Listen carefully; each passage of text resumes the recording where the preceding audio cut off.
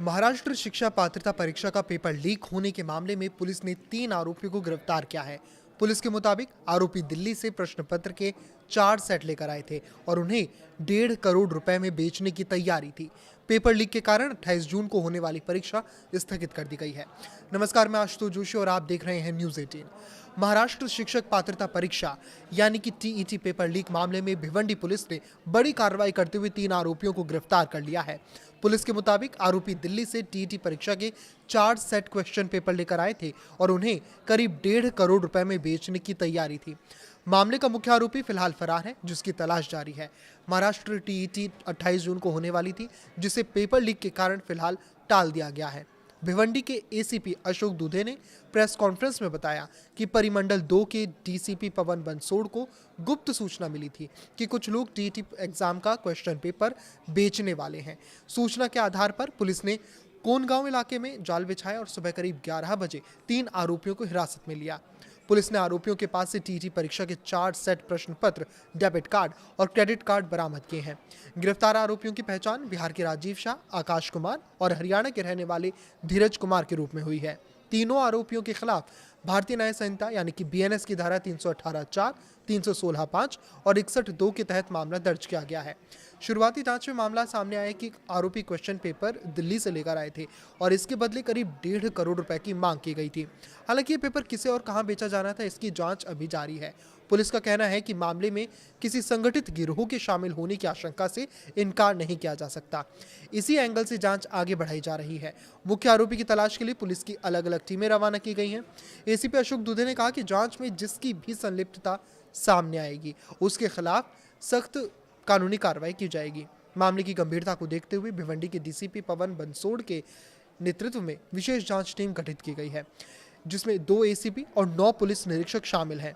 ये टीम अलग अलग राज्यों में जाकर पूरे नेटवर्क की जांच करेगी। वहीं महाराष्ट्र के उप मुख्यमंत्री एकनाथ शिंदे ने टीईटी पेपर लीक मामले पर कड़ी प्रतिक्रिया दी है और उन्होंने कहा कि ये परीक्षा भविष्य की पीढ़ियों को गढ़ने वाले शिक्षकों के चयन से जुड़ी है और इस तरह की गड़बड़ियों को किसी भी हालत में बर्दाश्त नहीं किया जाएगा। उन्होंने कहा कि मामले की निष्पक्ष, गहन और बेहद सख्त जांच कराई जाएगी। दोषी चाहे कोई भी हो, उसे बख्शा नहीं जाएगा और उसके खिलाफ कड़ी कार्रवाई होगी। एकनाथ शिंदे ने कहा कि चाहे इसमें कोई भ्रष्ट अधिकारी शामिल हो या कोई संगठित गिरोह, कानून के तहत सख्त कार्रवाई की जाएगी।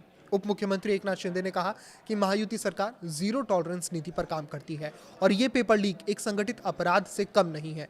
उन्होंने ये भी कहा कि वो मुख्यमंत्री देवेंद्र फडणवीस के साथ चर्चा कर इस मामले के मास्टरमाइंड और मुख्य आरोपियों पर Maharashtra control of organised crime act यानी कि मकोका के तहत कार्रवाई की मांग करेंगे। ये बेहद ही सख्त एक्ट है।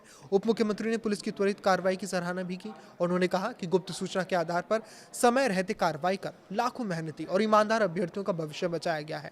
उन्होंने परीक्षार्थियों को भरोसा दिलाया कि परीक्षा जल्द ही दोबारा पूरी पारदर्शिता और निष्पक्षता के साथ कराई जाएगी और किसी भी छात्र के अधिकारों को नुकसान नहीं होने दिया जाएगा। एकनाथ शिंदे ने कहा कि महाराष्ट्र की शिक्षा व्यवस्था को भ्रष्टाचार मुक्त, गुणवत्तापूर्ण और मजबूत बनाना सरकार की प्राथमिकता है। पेपर लीक होने के बाद उम्मीदवारों की चिंताओं को दूर करते हुए Maharashtra state council of examination यानी एमएससीई की डिप्टी कमिश्नर प्रिया शिंदे ने उन्हें भरोसा दिलाया कि दोबारा होने वाली परीक्षा के लिए उन्हें ना तो कोई अतिरिक्त शुल्क देना होगा और ना ही दोबारा रजिस्ट्रेशन कराना होगा। इधर महाराष्ट्र टीईटी का पेपर लीक होने के बाद विपक्ष ने सरकार के खिलाफ मोर्चा खोल दिया है। पिछले महीने नीट यूजी पेपर लीक के घटनाक्रम को लेकर विपक्ष ने बीजेपी के नेतृत्व वाली सरकार में परीक्षा प्रणाली को लेकर सवाल खड़े किए हैं। कांग्रेस ने बीजेपी को पेपर लीक सरकार करार दिया, जबकि आम आदमी पार्टी प्रमुख अरविंद केजरीवाल ने राम मंदिर दान चोरी मामले का जिक्र करते हुए आरोप लगाया कि सरकार ने ना तो परीक्षाओं को छोड़ा और ना ही मंदिरों को। राहुल गांधी भी इसमें कूदे और उन्होंने कहा कि ये सिर्फ पेपर लीक नहीं बल्कि देश के युवाओं के भविष्य की चोरी है। इस पर आपकी क्या राय है, हमें कमेंट करके जरूर बताएं। लाइक करें, शेयर करें और इसी तरह जुड़े रहें। नमस्कार।